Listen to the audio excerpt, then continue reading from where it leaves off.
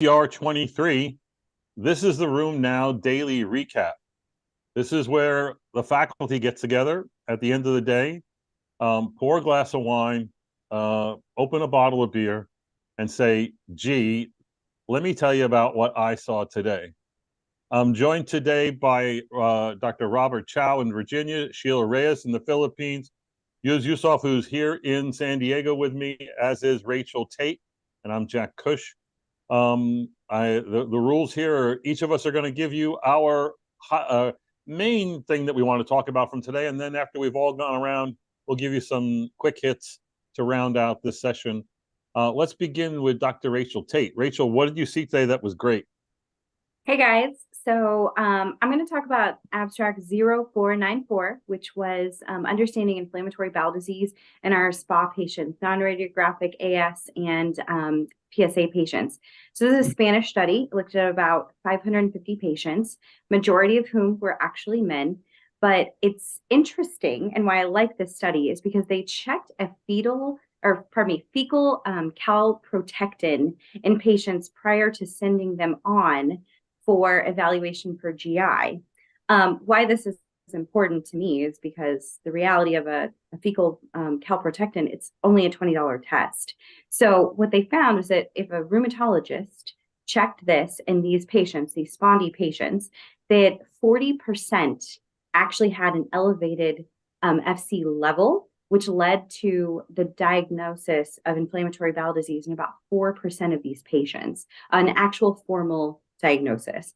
So it teaches me that we have a lot to learn about the breadth of these diseases and how they actually affect all of us. So why were the SPA patients being sent for GI evaluations?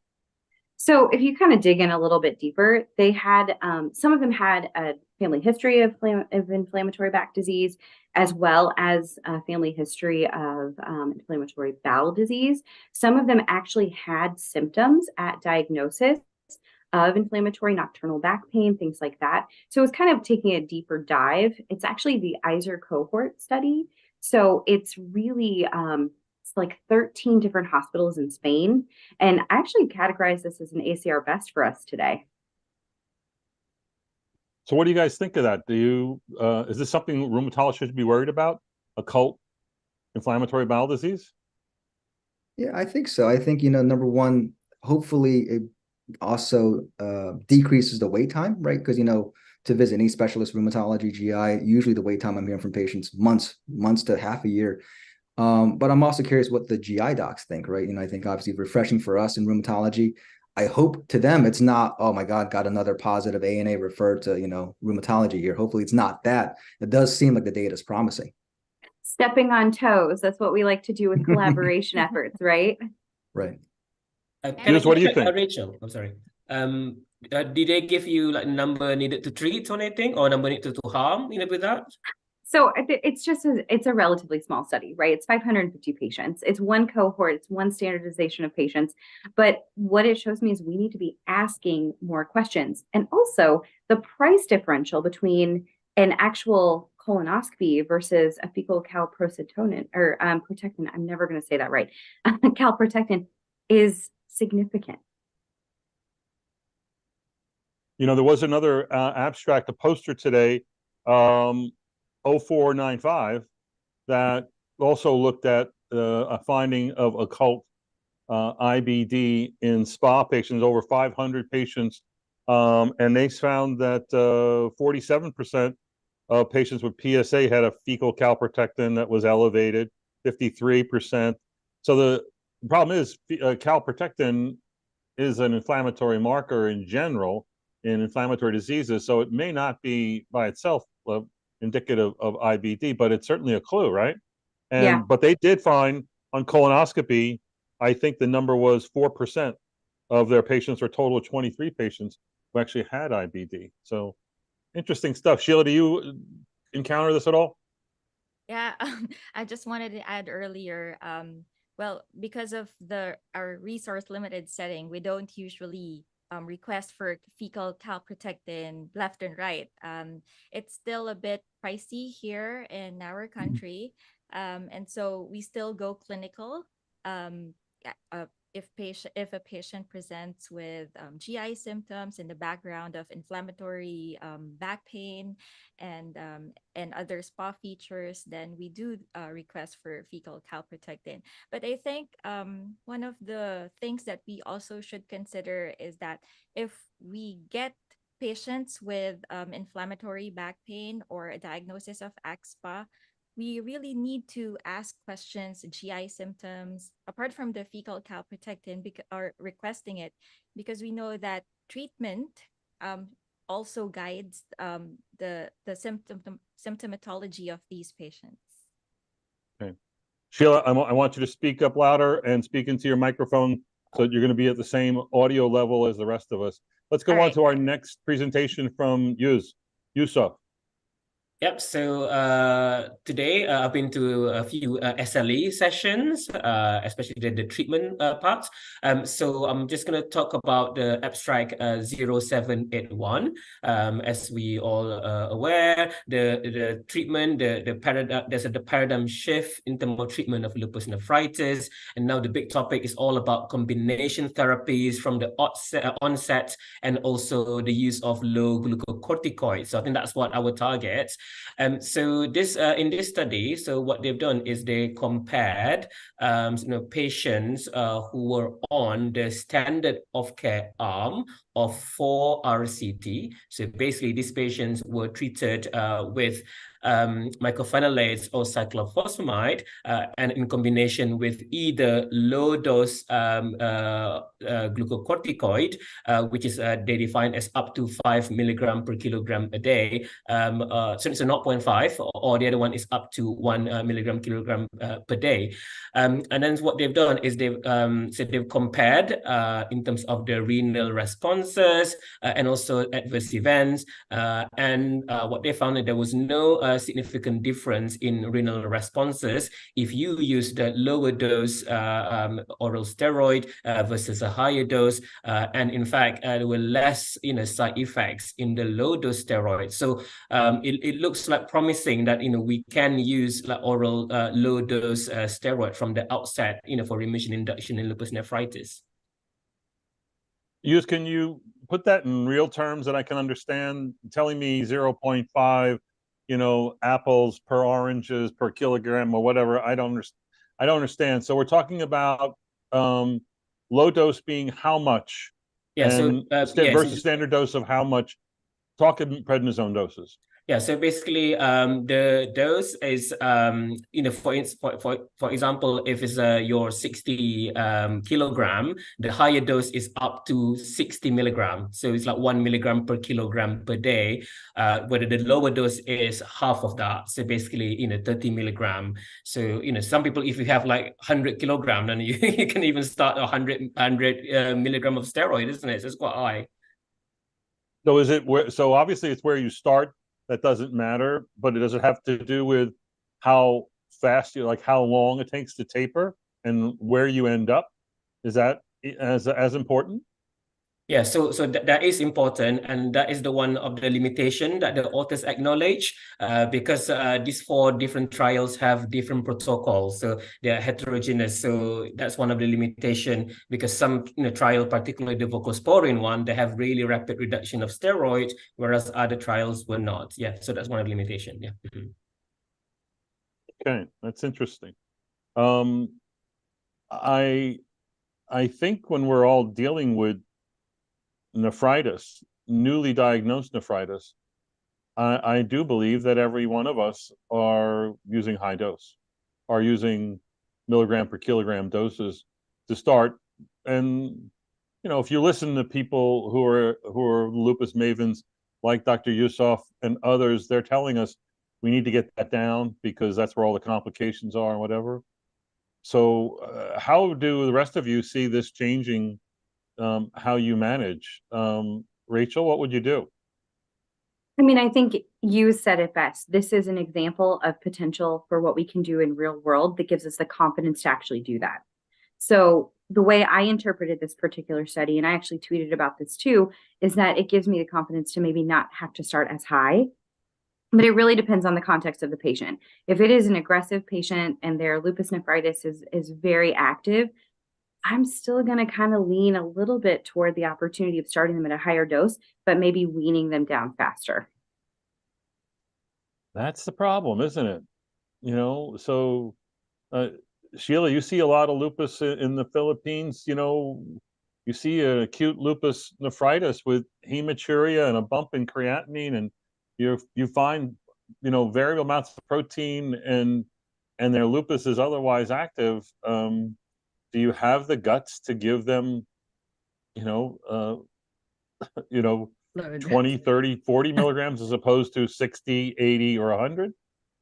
Well, honestly, I would still go with the high dose, especially if because lupus patients, at least in my experience, they come and you see them at very high disease activity, and so you don't really have any room for giving low dose, especially if the delay in diagnosis has already been there.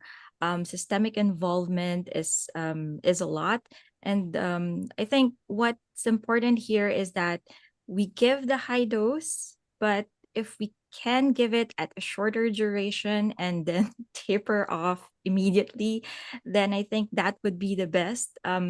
So at the back of my mind, while we're talking right now, I'm reminded of Professor Michelle Petrie's reminder that steroids are poison, prednisone is bad. So if we could give it at the higher dose, if it could give it at a shorter duration, and then taper off immediately, that would be good. But of course, we know that it's not always like that in real life. Dr. Chow, have you been modifying your steroid use in disease like this? I think to answer your question to Sheila, do I have the guts? Before today, maybe, but from today's plenary session on ANCA vasculitis and that rapid taper actually being associated with worsening, everything, relapse disease for ANCA vasculitis, CK or ESRD, I should say. We were all excited, I think, because the Pexivast came out when I was in training, and we're like, okay, let's use a fast taper. Let's go for it. Prednisone, P is for poison. But then today, kind of that, and then, this, I don't know what to make of this, because I hope today it rings true, but, I don't know if there's still enough out there for me to treat these severely sick patients, with lower steroids just yet, especially when they come in so sick in a hospital setting. So is anybody going to be covering that Pexivast low-dose regimen abstract? Okay. Robert, aren't you? I actually not know. Well, so Dr. Chow is talking about one of the plenary sessions was on another reanalysis of Pexivast, where they had a low-dose regimen of 0.5 versus 1.0. And the bottom line on it was a very good presentation. The bottom line is that low-dose regimen was associated with all the bad outcomes, including higher mortality and whatnot. So suggesting that if you've got, serious, bad news, ANCA positive vasculitis, don't be skimping on the steroids. So now we're going to circle back to use. And you obviously, I did this on purpose to say that there's pushback on this and there's worry about this. Did this come up at all during the presentation? Yes, I do, but just like to emphasize as well, before they, we started the low dose or versus high dose, the patient did have 3 days pulses of IV methylprednisolone. So basically, you just give them 3 IV methylprednisolone whack, and then you start oral prednisolone. But to talk about the low dose oral steroids, actually the data that supported this is the voclosporin, because they didn't start on 1 milligram per kilogram a day. They give a 3-dose IV methylprednisolone, and they give combination voclosporin, mycophenolate, and actually they start steroid on 25 milligrams. So so there is a data that from clinical trials to start from that and low. But like you say, it's a personalized treatment. You also have to depend on the severity of the patient, what class of lupus nephritis, and so forth. Yeah. Right. And I think it helps to talk to and listen to people who are experts in lupus management, because they have, just like all of you are totally wigged out and losing your mind over a lupus patient with a platelet count of 24,000, the hematologist is not even losing any sleep, not even taking your call, because the patient's not bleeding and it's not below 8,000. So, dealing with the people who deal with these problems, we do need to listen. We do need to learn. Let's move on. Dr. Reyes, what do you have from today? Okay, so I found one of the abstracts during the plenary sessions interesting. It's abstract number 0723. So it's about biomarkers in SLE PAH. So the group by Dr. Deng from China wanted to investigate the pathogenesis of SLE PAH and identify biomarkers. And so through whole exome sequencing and GWAS, they conducted the study, and they showed that the TRAF5, or the tumor necrosis factor receptor associated factor 5, was a susceptible gene in SLE PAH. And so they found that— Sorry, I have to interrupt. PAH being pulmonary arterial hypertension. But yes, go ahead. pulmonary arterial hypertension. And so through flow cytometry of pulmonary endothelial cells, they found a significant increase in early apoptotic cells and the loss of the migratory ability of these cells when there is TRAF knockdown. And then in their mouse model, when they they saw that overexpression of TRAF5 attenuated PAH symptoms in their model. So just probably it would require future research, but it would be nice if we would have biomarkers for conditions like PAH and SLE. We know that it confers high morbidity and mortality, and maybe these could be these biomarkers can help in the diagnosis or even in treatment considerations in the future. Yeah, this was high science, and backed up by clinical data, backed up by animal data showing really that the knockout or the ones who are going to get into trouble here. The question is, how does this going to translate to practice? And PAH is an uncommon manifestation, but a bad manifestation of lupus. So I like the approach, because I do think lupus, there are still a lot of battles to be fought, and if they can be won by this kind of investigation and identifying biomarkers, I think that patients are going to do better. You're our resident lupus expert. How did you look at this data? Yeah, it's good data, but one thing that going to be quite hard is, I think, you need like a larger sample size, isn't it? I think it's very rare. I mean, I've hardly seen many people with severe pulmonary hypertension complications. So I think they were saying like the quotation up to potentially 15%, but we definitely certainly see less than that. And quite a lot of the pulmonary complication is more the pleural, the serositis, pleural effusion. You got your pleurisy, and sometimes you got your shrinking lung syndrome. But certainly pulmonary hypertension is something that is quite rare. So maybe more like a sample size, and then can help with the utility, cost utility of the test. Yeah. Yeah, you wonder if they would be able to find the same association with patients with scleroderma, for instance, which is not too far left of SLE. Let's move on. Dr. Chow, what was your big hit for the day? Yeah, so I want to talk about abstract 0845. And this one focused on the yield of repeating assessments in chronic back pain when you're trying to assess for early axial spondyloarthritis. So I got to tell you, in my clinic, I see so many young patients who, and a lot of them are, also in the healthcare field, physicians, nurses. And I think it's a gift and a curse, right? Because we just know so much and everything that can go wrong. So, pinky hurts, maybe RA, back hurts. I read about ankylosing spondylitis, doc, help, that kind of thing. And And sometimes we go on these wild goose chases for long periods of time, trying to figure out, is this ever going to develop into AxSpA, especially in those patients with a family history, who are men, who are B27 positive, but they don't have all the distinguishing features. So this study looked at over 500 patients, and they actually followed them for, obviously at the beginning, and then 3 months, 1 year, and 2 years, where they repeated their clinical assessments, inflammatory markers, and interestingly enough, imaging. And the kind of take-home message is the yield of repeating these assessments with chronic back pain and kind of looking for a new diagnosis of AxSpA was low, kind of as we expected at the 2-year mark. Interestingly enough, they just said kind of what we also expect, that what you have at baseline is probably what you're gonna keep having, and meaning not much new, at least in 2 years of follow-up. But the interesting things they found were, one, the one thing that did lead to new AxSpA diagnosis is, of course, sacroiliitis on MRI. I think that's self-explanatory, but also response to NSAIDs. Last year, pretty big study, interesting study. NSAID's not really a good predictor of inflammatory back pain, right, as we're taught in school.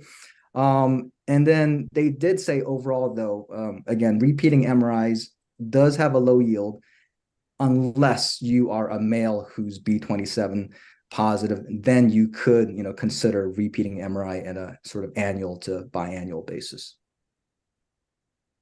So Robert, go ahead, Rachel. I was just going to ask, did they look initially at only X-rays, or did they also look at MRI, like at baseline? Yeah, initially it was a mix of radiographs and MRIs. Did they do STIR and T1 weighted, or they didn't comment on that part. They didn't get. Oh, no, I'm sorry. They did STIR T1 weighted. They didn't comment on that. So I think this is an area where we underutilize the collaboration with radiology teams, and especially with the T1 weighted image, because oftentimes, and we've seen this time and time again, we have data on this, that the T1 weighted image, though it's hypo intense, right? It's a darker image, it's gadolinium enhanced. And those patients that can do GAD enhanced images, sometimes we see those protocols actually showing earlier changes in a STIR image. Now, that's not across the board, but I'm just curious as to maybe what the protocol was that they used. Yeah. And we can look at that further, but no, it's an interesting study. I think definitely, if you want to, obviously get into a more kind of particular study, I think obviously a lot of room if you want to standardize those. I think there's still some controversy on AxSpA experts recommending STIR versus, what you mentioned, T1. Mm-hmm. But again, I think obviously an interesting study subject in the future. And short time frame, right? Who are the docs doing these assessments? Are these primary care, or are these rheumatologists? Oh, no, these are rheumatologists at I think they used an interesting name, space cohort in Europe, as multi-center, mostly, obviously including rheumatologists here or there. And did they have an explanation why there was difference between the gender between female and male? Well, I think, as we're, mostly taught, AxSpA is still predominantly a male disease, even though the ratio is down a little bit lower from 9:1 to roughly 2:1. But I don't think they offered really an explanation into why the gender difference there. And they were Robert, sorry. Go ahead, Sheila, go ahead. No, I was just wondering if did they only focus on back pain, or did patients, like for example, for those who developed symptoms of AS or AxSpA, did they have other symptoms other than the back pain? No, I think this was strictly focusing on just chronic back pain symptoms. And I think, again, mainly the back pain, the inflammatory markers, and then, of course, the imaging. Okay. I just want to highlight something that Sheila was mentioning.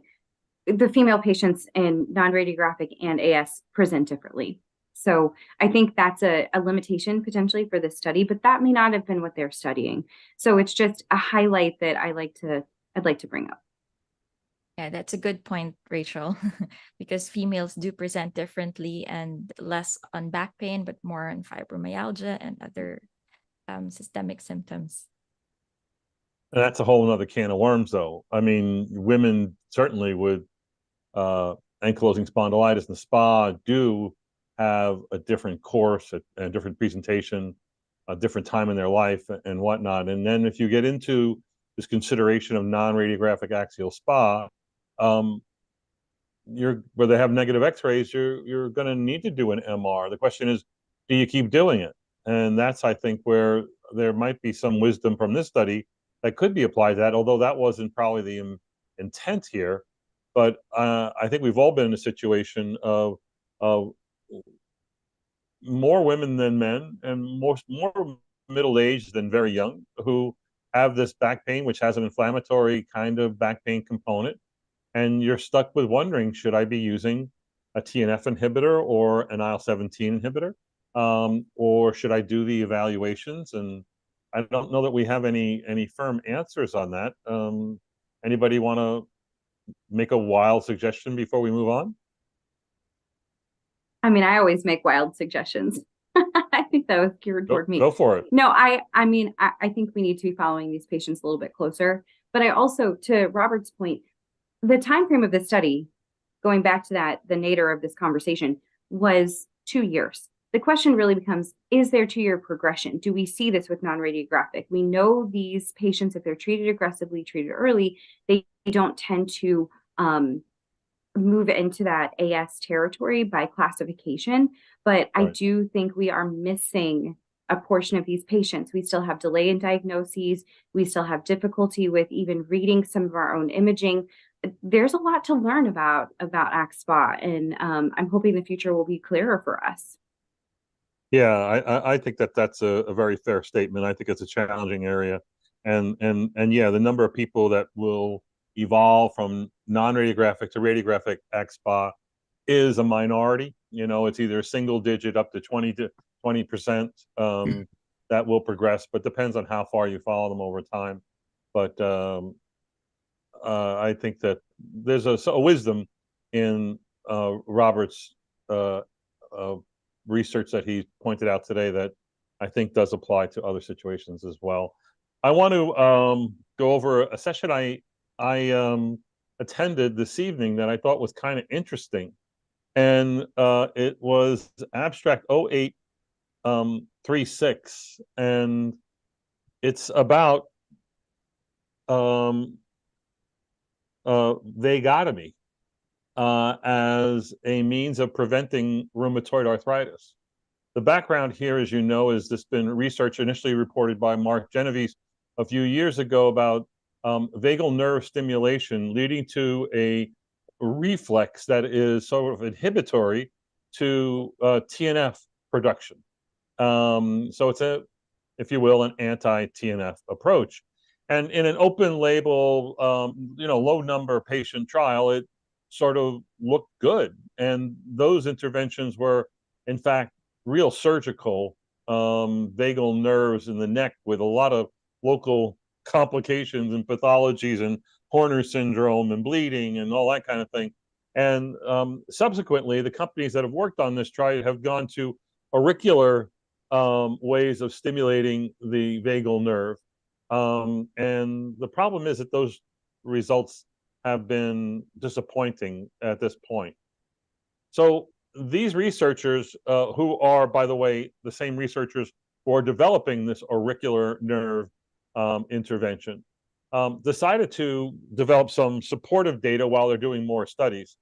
And they looked at people undergoing vagotomy, either full truncal vagotomy or partial vagotomies, and something called super selective vagotomies, where these are being done in the abdomen, surgically, and they're being done for people and the treatment of peptic ulcer disease, right? And this was a treatment was developed back in the 1940s and is still done today, albeit not that common. And a lot of these patients are probably older.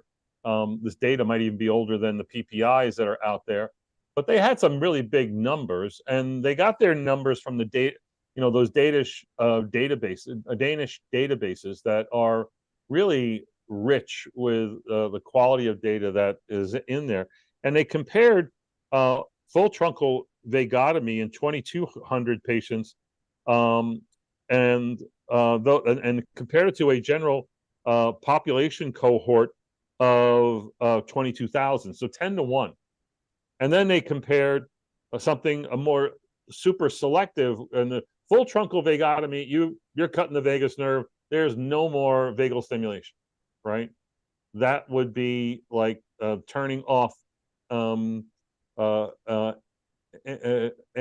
sorry, or turning on a feed for TNF, if you will, right? Whereas super selective, there's still some vagal nerve activity, which is sort of like a low dose in a clinical intervention trial. The bottom line, when they compared full truncal vagotomy to the general population, they had really impressive, clearly selective increase, a selective increase in the incidence of rheumatoid arthritis over that seen in the general population. And just for comparison's sake, other patients undergoing full truncal vagotomy, they looked at the development of osteoarthritis, right, in those who had the vagotomy and those who were from the general population, and the lines were overlapping. So it clearly seemed to promote the onset of rheumatoid arthritis.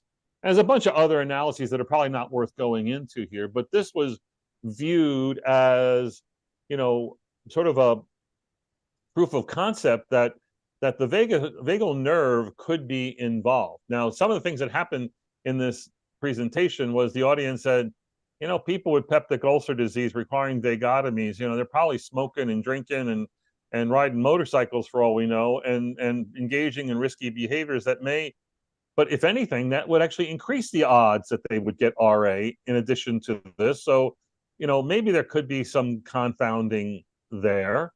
People postulated that by changing the pH of the stomach, you'll be changing the microbiome, and that will be contributing. So there's a lot of things that are in play here that are interesting. And the last thing that's interesting is the same author, Dr. Baker, did the next presentation, which was the next phase of this auricular nerve stimulation. And the data that he showed was, shall I say, inconclusive, meaning not supportive of that as a treatment for rheumatoid arthritis. They're going back and they're doing more studies going forward, but this would be, again, a non-pharmacologic way of maybe alleviating rheumatoid arthritis. I thought this was exciting when it first came out. And I thought, yeah, not much of it again. Jack, what do you think Mark would say? Was he there? He was there, and he left before I could talk to him. So I know he was there, and he's been a consultant to these people, and started some of this research back when he was still at Stanford. So I'll be interested in talking to him going forward. But I did present this because I do think this is something that you'll be possibly hearing about in the news. So, all right, let's go around and maybe get one more slice of the meeting. Let's begin with Dr. Chow. Okay, my next abstract, 0722, by my UCSD colleague. So shout out to UCSD there. Looking at cardiovascular events in autoimmune rheumatic disease pregnancies. They actually looked at a large database, all live births in California over a 15-year span up to 2020. They noted cardiovascular events in about 2% of patients, pregnant women with rheumatic disease or autoimmune rheumatic diseases, almost 7% in pregnant women with primary antiphospholipid syndrome. And then the risk was significantly higher in pregnant women with rheumatic disease and antiphospholipid syndrome. And then the highest risk, I think the relative risk ratio was about 18, where of course, expectedly in the lupus group with antiphospholipid syndrome. I think, data is not too surprising, especially in the lupus and antiphospholipid syndrome category.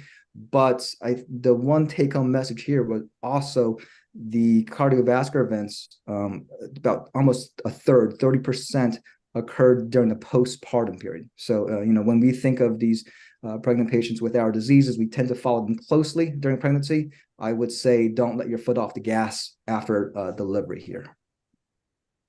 So the three high risk groups, these were pregnant women who either had a rheumatic disease with antiphospholipid, lupus with antiphospholipid, but also lupus and with nephritis, but also were a higher risk there. What kind of cardiovascular events are we talking about here? Are these just venous thromboembolic events, or was it more serious than that? I think they broke it down into I forget the exact ones they looked at, but definitely included MI. I would have to look over the exact cardiovascular events, but I don't, I think MI for sure, but I don't think they broke down the rest of the cardiovascular events here. Right. It was, but yeah, and that was my impression as well, Robert, that it was, did have MI and MACE and a few others, but it was serious stuff. So, and again, these are the people we do take care of. And I think that and now the question is this real? Is this something that you see? And I think that all of us have taken care of a lot of lupus patients. I gotta say, I haven't seen that many. I've seen VTE events, but MI, heart failure, arrhythmias, I don't know. And the question is this, this is claims data, by the way. This was not a prospective study. This is claims data done by Tina Chambers from UCSD. And she's like the master at this kind of data and analysis. So I don't know. I'm my only caveat is I'm concerned about why have I not seen any of this? And I've certainly seen plenty. Anybody else have any other can support this kind of concern or argue against it? Yeah, so I think similar to your experience as well, Jack. I've not seen many major cardiovascular events like shortly postpartum in a woman with lupus. I'm just wondering, Robert, in the abstract, did they discuss whether this patient did they have underlying cardiovascular disease like before they deliver babies? No, they didn't. They did not. No. All right, Rachel, what's your big hit? Little hit. I have I'm sorry.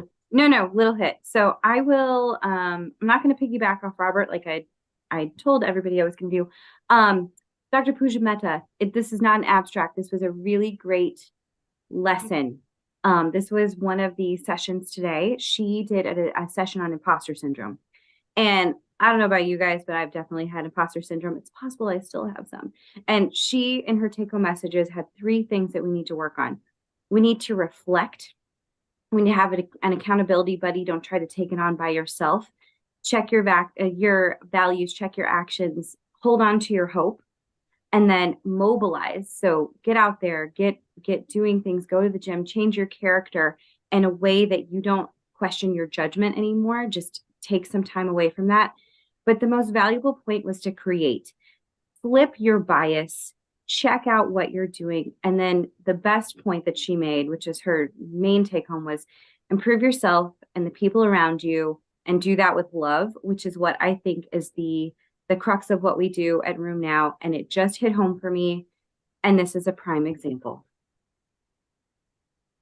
Yeah, I do think this is a big problem for a number of people. And I want to say it might even be related to burnout in some people as well.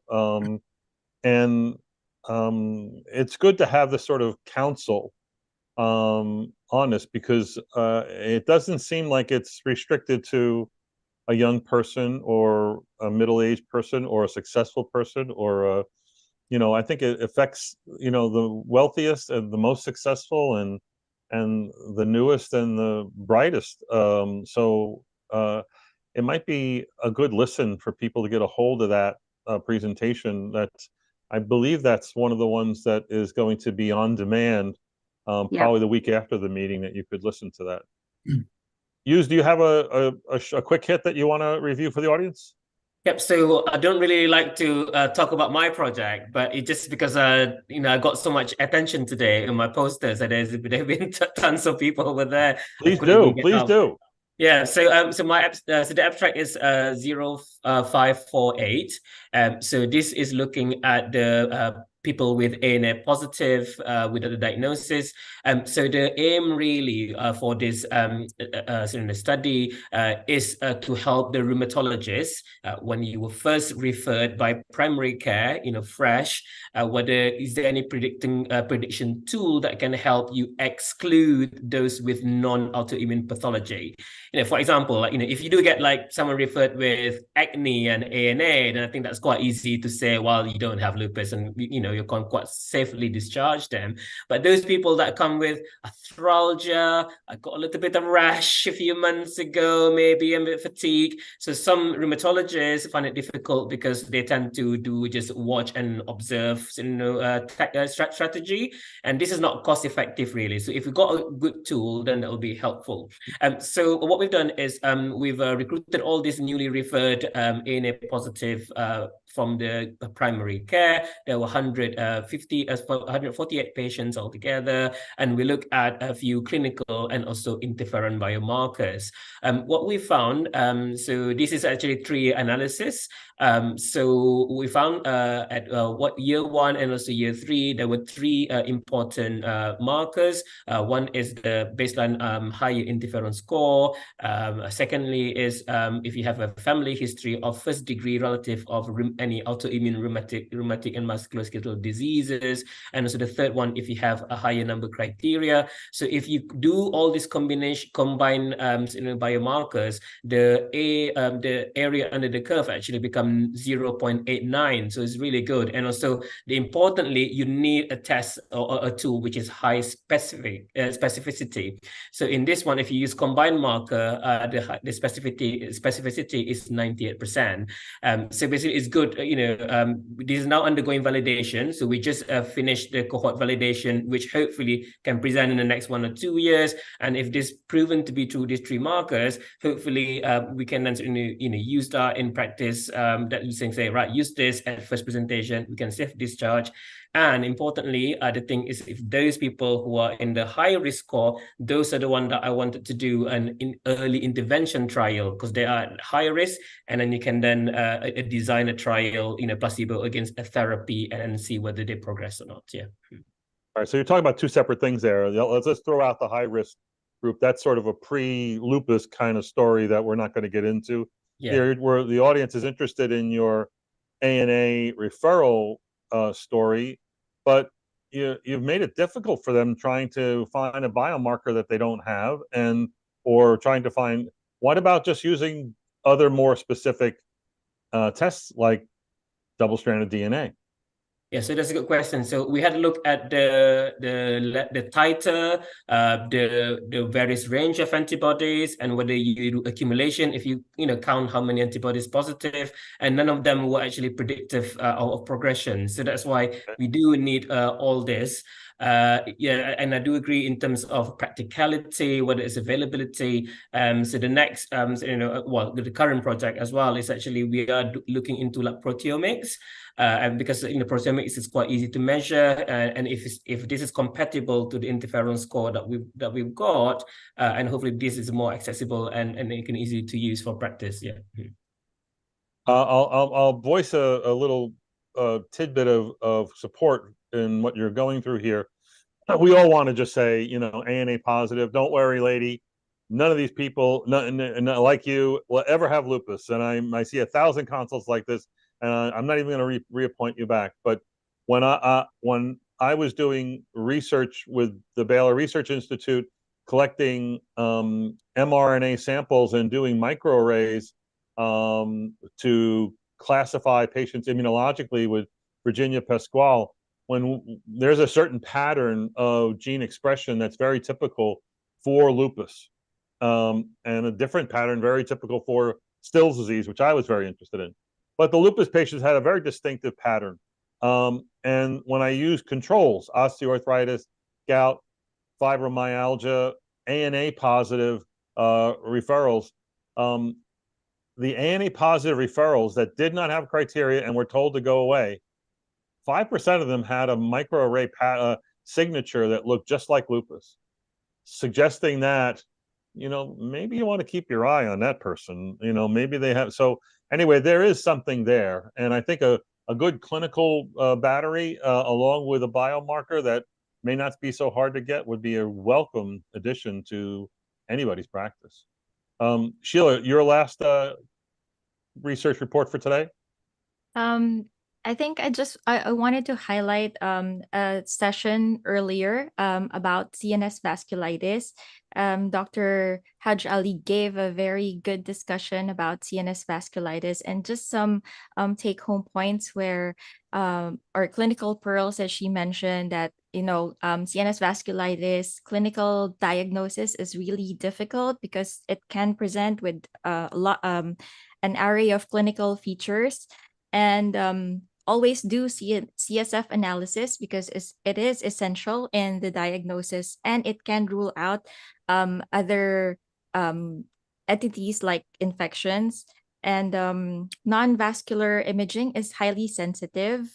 And brain biopsy is valuable, especially if you're considering an alternative diagnosis. So just to point out, one of her clinical scenarios where intravascular lymphoma mimicked angiographic findings seen in CNS vasculitis. So another take-home point there is that you revisit a diagnosis of CNS vasculitis if your patient on steroids or cyclophosphamide is really not responding, or initially responded but went to relapse immediately.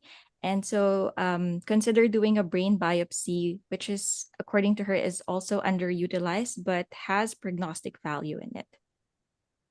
Okay. Yeah, these are challenging patients, and to have a clear-cut way to consider and evaluate is really a way to go. I must say that I have to look it up and or give a call to the Cleveland Clinic to get my clinical algorithm back into shape when I am presented with these cases. I'm going to end with a reminder to the audience that there were two reprise presentations that are slightly different than what was shown at EULAR. One is abstract 0835, the APIPR study shows up again, Dr. Andrew Cope and colleagues looking at preclinical RA, 100 patients that were treated with placebo, 100 patients treated with abatacept 125 weekly, followed for a year. And clearly that worked in preventing the development of RA. And when they stopped the drug at 1 year and followed them another year, it looked like it delayed the onset of RA, unless, of course, you looked at people who had extreme serologic activity, very, very high titers of ACPA, or multiple autoantibodies. Those lines never came together, suggesting it still was preventative. So preventative, delayed, it's hard. It's an interesting story. It's a repeat story for the potential value of abatacept. Well, I'm not sure where that's going to go. The other one that shows up again, that's a real head scratcher, but really noteworthy, is abstract 0839, a Chinese study about TLL-018, a combined JAK1/TYK2 inhibitor when given to RA patients. And it's a 4-arm trial with a 12-week endpoint. They either get standard dose tofacitinib, 5 BID, versus 10, 20, or 30 milligrams of this TLL-018. And looking at an ACR 50 outcome, you would expect with any great therapy about a 40% ACR 50 outcome. That's exactly what tofacitinib showed. And that's also what the low dose of TLL-018 showed. But the two higher doses, 20 and 30, oh my God, it was like 60 and 70%. It was really, really high. And the question is why? And no one can explain why this would happen. Fairly well tolerated. Again, they just started a new phase 3 trial in biologic DMARD incomplete responders. It's going to be done in China again. Maybe we'll see that next year, but that's a real head scratcher. And I mean, really breaks through the ceiling on responses in what should be refractory RA. All right, folks, I hope you enjoyed this as much as we did. Tune in tomorrow for day 2, daily recap, again with our Room Now faculty. These guys get a break, and we're going to bring in a whole new crew of 4 or 5. So Robert, Sheila, Hughes, and Rachel, thank you. Thanks. Thank Thank you. you. All right. Bye-bye.